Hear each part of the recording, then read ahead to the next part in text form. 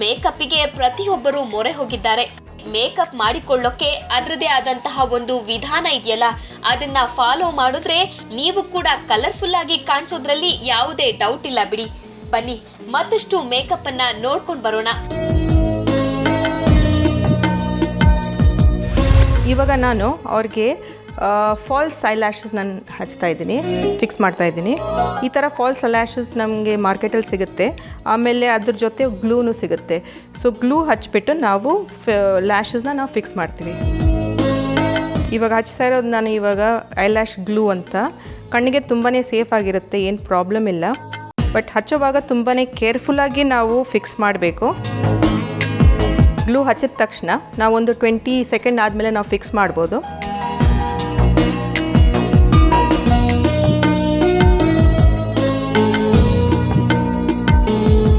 Falls lashes ಹಾಕಿದ್ರೆ ಕಣ್ಣು ಇನ್ನೂ ಸುಂದರ ಕಾಣಿಸುತ್ತೆ, ದೊಡ್ಡದಾಗಿ ಕಾಣಿಸುತ್ತೆ.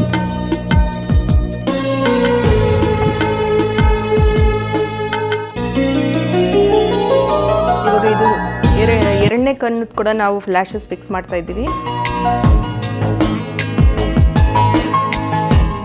ಲ್ಯಾಶಸ್ ಫಿಕ್ಸ್ ಮಾಡುವಾಗ ಕಣ್ಣು ನಾವು ಮುಚ್ಚಬಾರ್ದು. ಇವಾಗ ನಾನು ಅವ್ರಿಗೆ ಐಲೈನರ್ ಹಚ್ತಾ ಇದ್ದೀನಿ.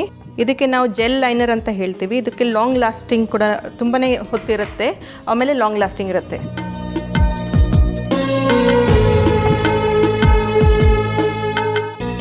ಇವಾಗ ಲಾಸ್ಟಲ್ಲಿ ಅವ್ರಿಗೆ ನಾವು ಸ್ವಲ್ಪ ಗ್ಲಿಟರ್ ಹಚ್ತಾ ಇದ್ದೀವಿ. ಈ ಗ್ಲಿಟ್ರ್ ಅಂದರೆ ನಾವು ನಾರ್ಮಲ್ಲಾಗಿ ಸಾಯಂಕಾಲದ ಫಂಕ್ಷನ್, ಈವ್ನಿಂಗ್ ಫಂಕ್ಷನ್ಗೆ ನಾವು ಗ್ಲಿಟ್ರ್ ಹಚ್ಚಿದ್ರೆ ಇನ್ನೂ ಚೆನ್ನಾಗಿ ಕಾಣಿಸುತ್ತೆ ಕಣ್ಣು. ಗ್ಲಿಟರ್ ಹಚ್ಚೋಕ್ಕೆ ಮುಂಚೆ ಅದು ಕೆಳಗಡೆ ನಾವು ಒಂದು ಗ್ಲಿಟರ್ ಗ್ಲೂ ಅಂತ ಸಿಗುತ್ತೆ, ಅದು ಹಚ್ಬಿಟ್ಟು ಅದ್ರ ಮೇಲೆ ನಾವು ಗ್ಲಿಟರ್ ಫಿಕ್ಸ್ ಮಾಡ್ತಾಯಿದ್ದೀವಿ. ಗ್ಲಿಟರ್ಸ್ ಆದಮೇಲೆ ನಾವು ಇವಾಗ ಅವ್ರಿಗೆ ಮಸ್ಕಾರ ಹಚ್ತಾ ಇದ್ದೀನಿ. ಮಸ್ಕಾರ ಬಂದು ಅವ್ರದ್ದು ಫಾಲ್ಸ್ ಲ್ಯಾಶಸ್ ಮತ್ತು ಅವ್ರ ಸ್ವಂತ ಲ್ಯಾಶಸ್ ಮೇಲೆ ನಾವು ಹಚ್ತಾ ಇದ್ದೀವಿ. ಐ ಮೇಕಪ್ ಇವಾಗ ನಮ್ಮದು ಮುಗೀತು. ಐ ಮೇಕಪ್ ಆದಮೇಲೆ ಇವಾಗ ನಾವು ಬ್ಲಷ್ ಯೂಸ್ ಮಾಡ್ತಾ ಇದ್ದೀವಿ. ಬ್ಲಷ್ಗೆ ನಾವು ಹೇಳೋದು ಹೈಲೈಟಿಂಗ್ ಆ್ಯಂಡ್ ಕಾಂಟೂರಿಂಗ್ ಟೆಕ್ನಿಕ್ ಇದೆ. ಆ್ಯಕ್ಚುಲಿ ಎರಡು ಕಡೆನೂ ನಾವು ಬ್ಲಷ್ ಹಚ್ತಾ ಇದ್ದೀವಿ. ಇವಾಗ ಬ್ಲಷ್ ಹಚ್ಚಿದ ಮೇಲೆ ನಾವು ಇವಾಗ ಹೈಲೈಟಿಂಗ್ ಮಾಡ್ತಾ ಇದ್ದೀವಿ. ಇವಾಗ ಹೈಲೈಟಲ್ಲಿ ನಾವು ಸ್ವಲ್ಪ ಗೋಲ್ಡ್ ತಗೊತಾ ಇದ್ದೀವಿ.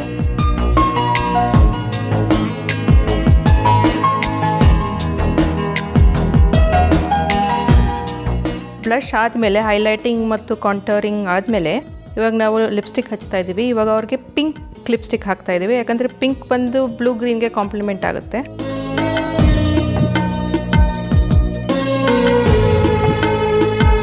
ಇಂಥ ನೀವು ಲಿಪ್ಸ್ಟಿಕ್ ಬ್ರಷಲ್ಲಿ ಹಚ್ಚಿದ್ರೆ ನೀಟಾಗಿ ಕ್ಲೀನಾಗಿ ಬರುತ್ತೆ ನಿಮ್ಮದು ಲಿಪ್ಸ್ಟಿಕ್ಕು. ಫೈನಲ್ ಟಚಸ್ ಕೊಡ್ತಾ ಇದ್ದೀನಿ, ಹೈಲೈಟ್ಸ್ ಕೊಡ್ತಾ ಇದ್ದೀನಿ ಅವ್ರಿಗೆ. ಹೈಲೈಟ್ಸ್ ಬಂದು ನಾವು ಈ ಥರ ಕೊಡ್ತೀವಿ. ಮೇಕಪ್ ಫಿನಿಶ್ ಆದಮೇಲೆ ಇವಾಗ ನಾವು ಹೇರ್ ಸ್ಟೈಲ್ ಸ್ಟಾರ್ಟ್ ಮಾಡ್ತಾ ಇದ್ದೀವಿ.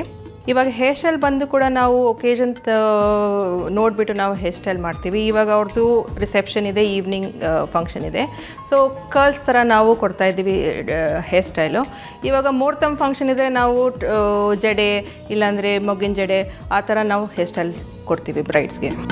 ಹೇರ್ ಸ್ಟೈಲ್ ನಾವು ಡಿಸೈಡ್ ಮಾಡಿದ್ಮೇಲೆ ಬ್ರೈಡ್ದು ಜ್ಯುವೆಲ್ರಿ ಇರುತ್ತೆ, ಆರ್ನಮೆಂಟ್ಸ್ ಇರುತ್ತೆ, ಅವ್ರದ್ದು ಏನಿರುತ್ತೋ ನಾವು ಕೇಳಿಬಿಟ್ಟು ಅದು ಹೇಗೆ ಫಿಕ್ಸ್ ಮಾಡಬೇಕು ನಾವು ಡಿಸೈಡ್ ಮಾಡ್ತೀವಿ. ಇವಾಗ ಡ್ರೆಸ್ಸಿಗೆ ಮ್ಯಾಚ್ ಆಗೋ ಥರ, ಒಕೇಶನ್ಗೆ ಮ್ಯಾಚ್ ಆಗೋ ಥರ ನಾವು ಹೇರ್ ಸ್ಟೈಲ್ ನಾವು ಡಿಸೈಡ್ ಮಾಡ್ತೀವಿ. ಇವಾಗ ಅವ್ರದ್ದು ಈವ್ನಿಂಗ್ ರಿಸೆಪ್ಷನ್ ಇದೆ, ಫಂಕ್ಷನ್ ಇದೆ, ಸೀರೆ ಹಾಕ್ಕೊಂಡಿದ್ದಾರೆ. ಸೊ ನಾವು ಇವಾಗ ಕರ್ಲ್ಸ್ ಅವ್ರಿಗೆ ಕೊಡ್ತಾಯಿದ್ದೀವಿ, ಸೈಡ್ ಕರ್ಲ್ಸ್ ಕೊಡ್ತಾಯಿದ್ದೀವಿ.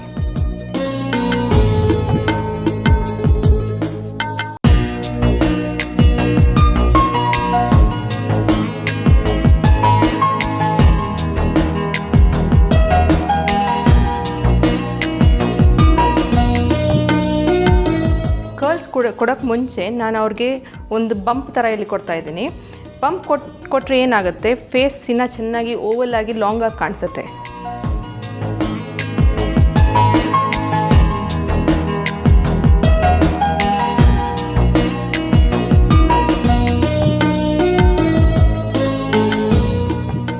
ಇವಾಗ ಬ್ರೈಡ್ದು ಮೇಕಪ್, ಹೇರ್, ಡ್ರೇಪಿಂಗ್, ಜ್ಯುವೆಲ್ರಿ ಎಲ್ಲ ಫಿನಿಶ್ ಆಗಿದೆ. ಇವಾಗ ಅವರು ಈವ್ನಿಂಗ್ ಫಂಕ್ಷನ್ ರಿಸೆಪ್ಷನ್ಗೆ ರೆಡಿ ಆಗಿದ್ದಾರೆ.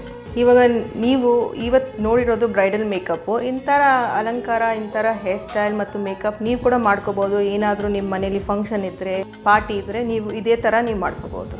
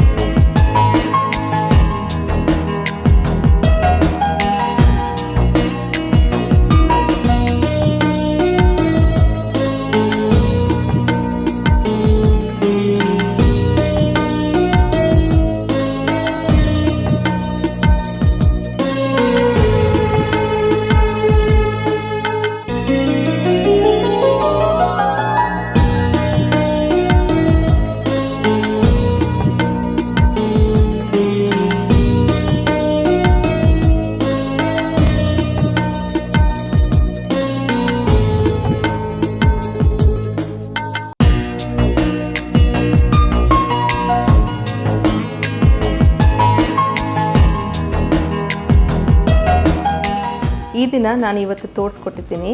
ನಾನು ಬ್ರೈಡಲ್ ಮೇಕಪ್ ಹೇಗೆ ಮಾಡಬೇಕು, ಸ್ಟೆಪ್ಸ್ ಮತ್ತು ಏನೇನು ಪ್ರಾಡಕ್ಟ್ಸು ಯಾವ ಥರ ಯೂಸ್ ಮಾಡಬೇಕು ಅಂತ ತೋರಿಸಿದ್ದೀನಿ. ಇದೇ ಥರ ನೀವು ಕೂಡ ಮದುವೆ ಇರಲಿ, ಪಾರ್ಟಿ ಇರಲಿ, ನಿಮ್ಮ ಮನೇಲಿ ಫಂಕ್ಷನ್ ಇರಲಿ, ಈ ಥರ ನೀವು ಮೇಕಪ್ ಮಾಡಿಕೊಂಡು ಸುಂದರವಾಗಿ ಕಾಣಿಸ್ಬೋದು.